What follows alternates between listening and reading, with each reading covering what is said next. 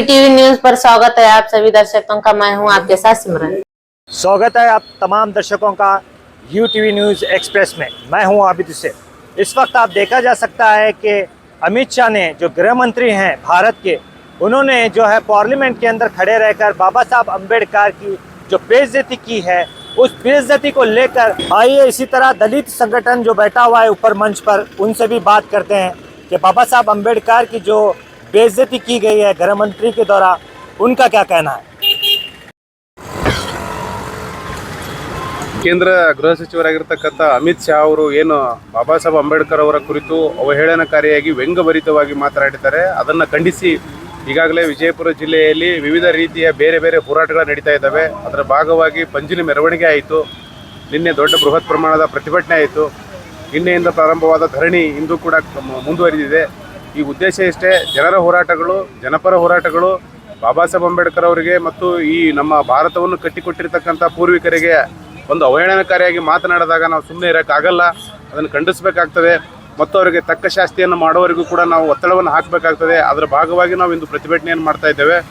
ಪ್ರತಿಭಟನೆಯ ಉದ್ದೇಶ ಇಷ್ಟೇ, ಬಾಬಾ ಸಾಹೇಬ್ ಅಂಬೇಡ್ಕರ್ ಅವ್ರನ್ನ ಅವಮಾನಿಸಿರ್ತಕ್ಕಂತಹ ಈ ನಾಲಾಯಕ ಲುಚ್ಚಗಳು ಅವರು ಪದೇ ಪದೇ ಈ ರೀತಿ ಕೆಣಕ್ತಾ ಇರ್ತಕ್ಕಂಥದ್ದು ನೋಡಿದ್ರೆ ನಾವೆಲ್ಲ ಸುಮ್ಮನೆ ಇದ್ದೀವಿ, ಏನು ಮಾಡೋಕ್ಕಾಗಲ್ಲ ಅಂತಕ್ಕಂಥ ಒಂದು ವಿಚಾರದಲ್ಲಿ ಅವರ ಈ ರೀತಿ ಮಾಡ್ತಾ ಇರ್ತಕ್ಕಂಥದ್ದನ್ನು ನಾವು ಖಂಡಿಸ್ತೇವೆ. ನಾವು ಖಂಡಿತವಾಗ್ಲೂ ಅವ್ರಿಗೆ ಉತ್ತರ ಕೊಡ್ತೇವೆ. ಅವರಿಗೆ ನಾವು ಖಂಡಿತವಾಗ್ಲೂ ಟಕ್ಕರ್ ಕೊಡ್ತೇವೆ. ಯಾಕೆ ಈ ಮಾತನ್ನು ಹೇಳ್ತೀನಪ್ಪ ಅಂತಂದರೆ, ಮನುವಾದಕ್ಕೆ ಭೀಮವಾದವೇ ಮದ್ದು. ಮನುವಾದ ಅಂತಕ್ಕಂಥ ರೋಗ ಇದೆಯಲ್ಲ, ಅದಕ್ಕೆ ನಾವು ಮದ್ದು ಕೊಡಬೇಕಪ್ಪ ಅಂತಂದರೆ ಭೀಮವಾದದ ಮೂಲಕ ಮಾತ್ರ ಮದ್ದು ಕೊಡ್ಲಿಕ್ಕೆ ಸಾಧ್ಯ ಇದೆ ಹೊರತು ಇನ್ನೊಂದು ಆ ಮನುವಾದವನ್ನು ಯಾವ ಕಾಲಕ್ಕೂ ಟಕ್ಕರ್ ಕೊಡ್ಲಿಕ್ಕೆ ಆಗಲ್ಲ. ಆ ಕಾರಣಕ್ಕಾಗಿ ನಾವು ಬಾಬಾ ಸಾಹೇಬ್ ಅಂಬೇಡ್ಕರ್ ಅನುಯಾಯಿಗಳಾಗಿ, ಭೀಮನ ವಾದಿಗಳಾಗಿ ನಾವೆಲ್ಲರೂ ಕೂಡ ಮನುವಾದವನ್ನು ಬಿತ್ತಲಿಕ್ಕೆ ಹೊರಟಿರ್ತಕ್ಕಂಥ ಈ ಅಮಿತ್ ಶಾ ಅಂತಕ್ಕಂಥ RSSನ ಒಂದು ಅಜೆಂಡಾ ಇಟ್ಟುಕೊಂಡಿರ್ತಕ್ಕಂಥ ತುತ್ತೂರಿಗಳನ್ನು ನಾವು ಈ ಸಂದರ್ಭದಲ್ಲಿ ವಿರೋಧಿಸಬೇಕಾಗ್ತದೆ. ಇದು ಕೇವಲ RSSನ ತುತ್ತೂರಿ, ಕೇವಲ ಇದು ಮಾತು ಮಾತ್ರ, ಆದರೆ ಅದರ ಹಿನ್ನೆಲೆ ಇರತಕ್ಕಂಥದ್ದು ಮನುವಾದದ RSS ಕುಳಗಳು. ಈ ಕಾರಣಕ್ಕಾಗಿ ಪಾರ್ಲಿಮೆಂಟ್ ಅಂತಕ್ಕಂಥ ಒಂದು ಕಾನೂನು ರಚನೆ ಮಾಡಬೇಕಾಗಿರ್ತಕ್ಕಂಥ ಜಾಗದಲ್ಲಿ ನಿಂತುಕೊಂಡು ಅವರು ಬಾಬಾ ಸಾಹೇಬ್ ಅಂಬೇಡ್ಕರ್ನ ಅವಹೇಳನಕಾರಿಯಾಗಿ ಮಾತನಾಡಿರ್ತಕ್ಕಂಥದ್ದನ್ನು ನಾವು ಸಹಿಸ್ಕೊಳ್ಳೋಕ್ಕಾಗಲ್ಲ. ಅದನ್ನು ಖಂಡಿಸ್ತೇವೆ. ಇವತ್ತು ನಾವು ನಿಲ್ಲಿಸಲ್ಲ. ಈ ಪ್ರತಿಭಟನಾ ಧರಣಿ ಜನರ ಧರಣಿ, ಇದು ಸಾರ್ವಜನಿಕರು ಕೂಡಿಕೊಂಡು ಕಟ್ಟಿರ್ತಕ್ಕಂಥ ಹೋರಾಟ. ಇನ್ನು ಮುಂದಿನ ದಿನಗಳಲ್ಲಿ ಯಾವ ಸ್ವರೂಪ ಪಡೀತದೆ ಅಂತಕ್ಕಂಥದ್ದು ಗೊತ್ತಿಲ್ಲ. ಕೂಡಲೇ ಅಮಿತ್ ಶಾ ಮತ್ತು ನರೇಂದ್ರ ಮೋದಿ ಅವರು ತಮ್ಮ ಸಂಪುಟದಿಂದ ಏನಪ್ಪ ಅಂತ ಅವರು ರಾಜೀನಾಮೆ ಕೊಡಬೇಕು. ರಾಜೀನಾಮೆ ಕೊಡದೇ ಇದ್ದರೆ ನರೇಂದ್ರ ಮೋದಿ ಅವರು ಕೂಡಲೇ ಅವ್ರನ್ನ ಏನಪ್ಪ ಸಂಪುಟದಿಂದ ಉಚ್ಚಾಟನೆಗೊಳಿಸಬೇಕು ಅಂತಕ್ಕಂಥದ್ದು ನಮ್ಮ ಬೇಡಿಕೆ. ಒಂದು ವೇಳೆ ಅದು ಆಗದೇ ಇದ್ದರೆ ಖಂಡಿತವಾಗ್ಲೂ ದೇಶದ ಜನರು ಸಹಿಸ್ಕೊಳ್ಳೋಕ್ಕಾಗಲ್ಲ. ಅದಕ್ಕೆ ತಕ್ಕ ಉತ್ತರ ಕೊಡಲಿಕ್ಕೆ ಬೇಕಾಗಿರ್ತಕ್ಕಂಥ ಎಲ್ಲ ಸಿದ್ಧತೆಯನ್ನು ಕೂಡ ನಾವು ಮಾಡ್ಕೊಳ್ಬೇಕಾಗ್ತದೆ. ಆ ಕೆಲಸವನ್ನು ನಾವು ಸಾರ್ವಜನಿಕರಾಗಿ, ಭಾರತೀಯ ನಾಗರಿಕರಾಗಿ ನಾವು ಏನಪ್ಪ ಅಂತಾರೆ ಮಾಡಲಿಕ್ಕೆ ತಯಾರಿದ್ದೀವಿ, ಮಾಡ್ತೀವಿ ಕೂಡ ಅಂತಕ್ಕಂಥದ್ದು ಈ ಸಂದರ್ಭದಲ್ಲಿ ಹೇಳಕ್ಕೆ ಇಷ್ಟಪಡ್ತೇವೆ. ಪ್ರತಿಭಟನೆ ನಾವು ನಿನ್ನೆಯಿಂದ ಪ್ರಾರಂಭ ಮಾಡಿದ್ದೀವಿ, ಇವತ್ತು ಕೂಡ ಮುಂದುವರೆದಿದೆ. ಇವತ್ತು ನಾವು ಇನ್ನೊಂದಿಷ್ಟು ಚರ್ಚೆ ಮಾಡ್ತೇವೆ ಮತ್ತು ಇನ್ನೊಂದಿಷ್ಟು ನಡೆದಿದೆ ಮಾತುಕತೆ. ಇನ್ನು ಈ ಹೋರಾಟದ ಸ್ವರೂಪವನ್ನು ಯಾವ ದಿಕ್ಕಿಗೆ ಒಯ್ಯಬೇಕು ಅಂತಕ್ಕಂಥದ್ದೆಲ್ಲ ಉಟ್ಕೊಂಡು ನಡೀತಾ ಇರೋದ್ರಿಂದ ಅದನ್ನು ತೀರ್ಮಾನ ಮಾಡಿ ಇವತ್ತು ಸಾಯಂಕಾಲ ಅಥವಾ ನಾಳೆ, ಇನ್ನು ನಾಡಿದ್ದು ಇನ್ನು ಏನೇನಾಗ್ತದೆ ಗೊತ್ತಿಲ್ಲ. ಆದರೆ ಇವತ್ತು ಮಾತ್ರ ನಡೆದಿದೆ. ಇವತ್ತು ಸಾಯಂಕಾಲ ಮತ್ತೆ ನಾವು ಸೇರಿದಾಗ ಅದರ ನಿರ್ಣಯವನ್ನು ತೆಗೆದುಕೊಳ್ತೇವೆ. ಈ ಪ್ರತಿಭಟನೆಗೆ ಕಾರ್ಮಿಕ ಸಂಘಟನೆಗಳು, ಮಹಿಳಾ ಸಂಘಟನೆಗಳು, ರೈತ ಸಂಘಟನೆಗಳು, ಅಲ್ಪಸಂಖ್ಯಾತ ಸಂಘಟನೆಗಳು, ದಲಿತ ಸಂಘಟನೆಗಳು, ಪ್ರಗತಿಪರ ಸಂಘಟನೆಗಳು, ವಿಚಾರವಾದಿಗಳು, ಬರಹಗಾರರು, ಪತ್ರಕರ್ತರು, ಸಂಪೂರ್ಣವಾಗಿ ಇಡೀ ಸಾಮಾಜಿಕ ನಾಗರಿಕ ಸಮಾಜವೇ ಈ ಪ್ರತಿಭಟನೆಗೆ ಬೆಂಬಲಿಸ್ತಾ ಇದೆ ಹೊರತು ಇಂಥವರೇ ಬೆಂಬಲಿಸಿಲ್ಲ ಅಂತಕ್ಕಂಥದ್ದಿಲ್ಲ. ಆದರೆ ಮನುವಾದಿಗಳನ್ನು ಹೊರತುಪಡಿಸಿ ಎಲ್ಲರೂ ಕೂಡ ಇದಕ್ಕೆ ಬೆಂಬಲಿಸ್ತಾ ಇದ್ದಾರೆ. ಸರ್, ಶ್ರೀನಾಥ್ ಪೂಜಾರಿ ಅಂತ ಹೇಳಿ. ಎಲ್ಲರಿಗೂ ಜಯ ಭೀಮ್, ನಮೋ ಬುದ್ಧ. ಇವತ್ತಿಗೆ ನಾವು ನಿನ್ನೆ ಪ್ರತಿಭಟನೆ ಮುಗಿಸಿ ಧರಣಿ ಸತ್ಯಾಗ್ರಹ ಇವತ್ತು 2ನೇ ದಿನ ನಾವು ಮುಂದುವರಿಸ್ತಾ ಇದ್ವಿ. ಉದ್ದೇಶ ಏನಪ್ಪ ಅಂತಂದ್ರೆ, ಗೃಹ ಮಂತ್ರಿಗಳಾದಂಥ ಅಮಿತ್ ಶಾ ಅವರು ಪಾರ್ಲಿಮೆಂಟ್ನಲ್ಲಿ ಅಂಬೇಡ್ಕರ್ ಹೆಸರು ತೊಗೊಳೋದ್ರಿಂದ ಅದೊಂದು ಫ್ಯಾಷನ್ ಆಗಿಬಿಟ್ಟದ. ದೇವ್ರ ಹೆಸರು ತೊಗೊಂಡ್ರೆ 7 ಜನ ಪುಣ್ಯ ಬರ್ತದೆ ಅನ್ನೋ ಮಾತನ್ನು ಅವರು ಪಾರ್ಲಿಮೆಂಟಲ್ಲಿ ಮಾತಾಡ್ತಾರೆ. ಅವ್ರಿಗೆ ಗೃಹ ಮಂತ್ರಿ ಪದವಿ ಸಿಕ್ಕಿದ್ದು ಬಾಬಾ ಸಾಹೇಬ್ ಅಂಬೇಡ್ಕರ್ ಅವರಿಂದ ಹೊರತು ಯಾವ ದೇವರಿಂದಲ್ಲ, ದಿನರಿಂದಲ್ಲ.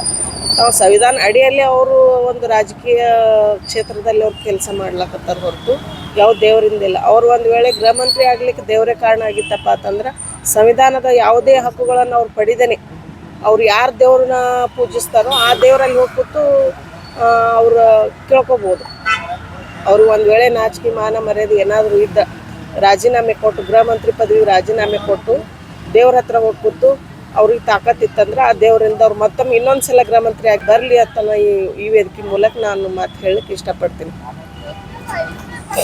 ಈ ಥರ ಬಾಬಾ ಸಾಹೇಬ್ ಅಂಬೇಡ್ಕರ್ ಅವಮಾನ ಇವರು ಮಾಡ್ತಾ ಇದ್ದಾರೆ. ಈ ಗುರು ದಿನಮಾನದಲ್ಲಿ ಇವರು ಅಧಿಕಾರಗಳಲ್ಲಿ ಬರ್ತಾರೆ.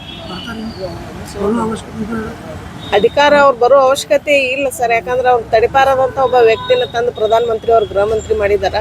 ಅವ್ರ ಅಧಿಕಾರ ಮದದಿಂದ ಈ ಮಾತು ಮಾತಾಡ್ತಿದ್ದಾರೆ ಹೊರತು ತಮ್ಮ ಮನುವಾದದ ಮಾತುಗಳನ್ನು ಇಲ್ಲಿ ಪಾರ್ಲಿಮೆಂಟಲ್ಲಿ ಬಳಸ್ತಾ ಇದ್ದಾರೆ ಹೊರತು ಯಾವುದೇ ರೀತಿ ಸಂವಿಧಾನದ ಇದ್ರ ಅಡಿಯಲ್ಲಿ ಅವರು ರಾಜಕೀಯವಾಗಿ ಕೆಲಸ ಮಾಡ್ತಿಲ್ಲ.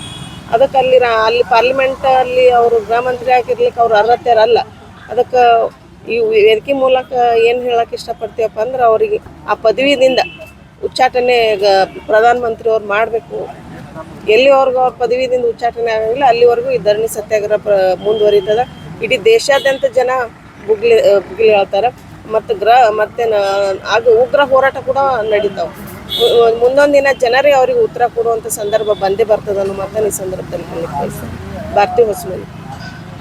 ವಿಶ್ವರತ್ನ, ಭಾರತ ರತ್ನ, ಸಂವಿಧಾನ ಶಿಲ್ಪಿ ಡಾಕ್ಟರ್ ಬಾಬಾ ಸಾಹೇಬ್ ಅಂಬೇಡ್ಕರ್ ಅವರ ಪಾದಕ್ಕೆ ನಮನವನ್ನು ಸಲ್ಲಿಸಿ ಇವತ್ತಿಗೆ ಈ ಧರಣಿ ಸತ್ಯಾಗ್ರಹ 3 ದಿನಕ್ಕೆ ಮುಂದುವರಿಲಾಗಿದೆ. ಯಾಕೆ ಈ ಧರಣಿ ಸತ್ಯಾಗ್ರಹ ಮಾಡ್ತಾ ಇದ್ದೀವಪ್ಪ ಅಂತಂದರೆ ಹೋದ 2-3 ದಿವಸ ಹಿಂದೆ 17 ತಾರೀಕಿಗೆ ಈ ಭಾರತ ದೇಶದ ಗೃಹ ಮಂತ್ರಿಯಾದಂಥ ಅಮಿತ್ ಶಾ ಅವರು ಪಾರ್ಲಿಮೆಂಟಲ್ಲಿ ಒಂದು ನಾಲಿಗೆ ಹರೆ ಬಿಟ್ಟಿದ್ದಾರೆ. ಅಂಬೇಡ್ಕರ್ ತಂದ ಆ ಶಬ್ದವನ್ನು ಒಂದು ನಾಲಿಗೆ ಹರೆ ಬಿಟ್ಟಿದ್ದಾರೆ. ನಮ್ದು ಏನಪ್ಪ ಅಂತಂದರೆ ಅತಿ ಶೀಘ್ರದಲ್ಲಿ ಅವ್ರ ಮೇಲೆ ಕಾನೂನು ಕ್ರಮ ತಗೊಳ್ಳಿಕತ್ತಂದ್ರೆ ಈ ಭಾರತ ದೇಶ ಎಲ್ಲಿವರೆಗೆ ಅವ್ರ ಮೇಲೆ ಕಾನೂನು ಕ್ರಮ ತಗೊಳ್ಳಲ್ಲ ಅಲ್ಲಿವರೆಗೆ ಸಂಘಟನೆ ಚಳವಳಿ ನಡೀತಾ ಇರ್ತದೆ. ಮತ್ತು ಈ ರಾಜ್ಯದಂಥ ಈ ಭಾರತ ದೇಶದಂಥ ಎಲ್ಲ ಕಡೆ ಬೆಂಕಿ, ಗಾಳಿ, ಸುಳ್ಳು ಎಲ್ಲ ಥರ ಆಗ್ತಾ ಇರ್ತದೆ. ಆದಷ್ಟು ಬೇಗ ಈ ಪ್ರಧಾನಮಂತ್ರಿಗಳು ಅವ್ರ ಮೇಲೆ ಕಾನೂನು ಕ್ರಮ ಜರುಗಿಸಬೇಕಂತಂದು ಈ ಪ್ರಗತಿಪರ ಸಂಘಟನೆಯಲ್ಲಿ ಮತ್ತು ಈ ಎಲ್ಲ ನನ್ನ ಭೀಮ ಬಂಧುಗಳಲ್ಲಿ ನನ್ನ ವಿನಂತಿ. ಪರಶುರಾಮ್ ಚಲವಾದಿ. ಎಲ್ಲರಿಗೂ ನಮೋ ಬುದ್ಧಾಯ ಜೈ ಭೀಮ್.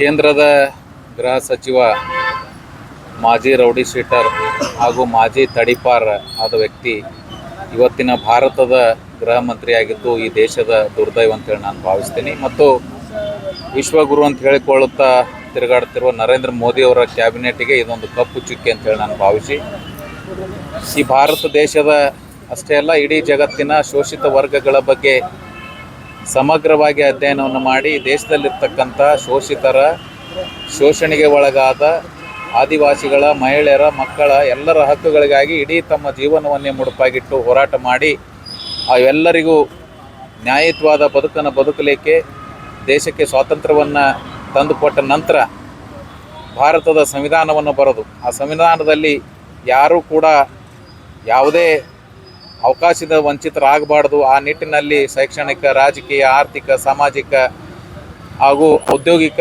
ರಂಗಗಳಲ್ಲಿ ಕೂಡ ಎಲ್ಲರಿಗೂ ಸಮಾನತೆ ಸಿಗಬೇಕು ಅಂತೇಳಿ ಈ ದೇಶದ 140 ಕೋಟಿ ಜನರಿಗೆ ಯಾರೂ ಕೂಡ ಅಸಮಾನತೆಯಿಂದ ಬಳಲಬಾರದು ಅಂಥೇಳಿ ಬಾಬಾ ಸಾಹೇಬ್ ಅಂಬೇಡ್ಕರ್ ಅವರು ದೂರದೃಷ್ಟಿಯನ್ನು ಇಟ್ಟುಕೊಂಡು ಸಂವಿಧಾನವನ್ನು ರಚನೆ ಮಾಡಿ ಭಾರತಕ್ಕೆ ಕೊಟ್ಟರು. ಆದರೆ ಬಾಬಾ ಸಾಹೇಬ್ ಅಂಬೇಡ್ಕರ್ ಕೊಟ್ಟಂಥ ಸಂವಿಧಾನವನ್ನು ನಡೆಸುವ ಜಾಗದಲ್ಲಿ ಸಂವಿಧಾನದ ವಿರೋಧಿಗಳು ಕುಳಿತು ಈ ದೇಶವನ್ನು ಇಬ್ಬಾಗ ಮತ್ತು ನಾಶ ಮಾಡುವಂಥ ಆಡಳಿತವನ್ನು ನೀಡ್ತಕ್ಕಂಥ BJP ಮತ್ತು ಮೋದಿಯವರ ಕ್ಯಾಬಿನೆಟನ್ನು ಮಾಸ್ಟರ್ ಸರ್ಜರಿ ಮಾಡೋದ್ರ ಮುಖಾಂತರ ಅಮಿತ್ ಶಾ ಅವರನ್ನು ಸಂಪುಟದಿಂದ ಹೊರಗೆ ಹಾಕಿ ಮತ್ತೊಮ್ಮೆ ಸಂಪುಟವನ್ನು ಪುನರ್ ರಚಿಸಬೇಕು. ಇಲ್ಲದೆ ಹೋದಲ್ಲಿ BJP ಮತ್ತು RSS ಈ ದೇಶದಿಂದ ದಿವಾಳಿಯಾಗುವ ಹಂತಕ್ಕೆ ಬರುವ ಮಟ್ಟಿಗೆ ಇವತ್ತು ಭಾರತ ದೇಶದಲ್ಲಿ ಸಂಘರ್ಷದ ವಾತಾವರಣ ನಿರ್ಮಾಣ ಆಗಿದೆ. ಆದ್ದರಿಂದ ಎಚ್ಚೆತ್ತುಕೊಳ್ಳಬೇಕು ಸರ್ಕಾರ. ಎಚ್ಚೆತ್ತುಕೊಂಡು ಆದಷ್ಟು ಬೇಗನೆ ಅಮಿತ್ ಶಾರನ್ನು ಸಂಪುಟದಿಂದ ವಜಾ ಮಾಡ್ಬೇಕಂತೇಳಿ ನಾನು ಕೇಂದ್ರ ಸರ್ಕಾರದ ನೇತೃತ್ವವನ್ನು ವಹಿಸಿಕೊಂಡಂಥ ನರೇಂದ್ರ ಮೋದಿ ಅವರಿಗೆ ನಾನು ಮನವಿಯನ್ನು ಮಾಡ್ಕೊಳ್ತಾ ಇದ್ದೆ. ಸಂತೋಷ್ ಕುಮಾರ್ ಶಹಾಪುರ್, भारतीय बौद्ध महासभा जिला प्रधान कार्यदर्शी। लेटेस्ट न्यूज अपडेट्स के लिए YouTube एक्सप्रेस को सब्सक्राइब कीजिए, साथ में बेल आइकॉन को भी क्लिक कीजिए। साथ ही साथ लाइक, शेयर और कमेंट करना ना भूलिए।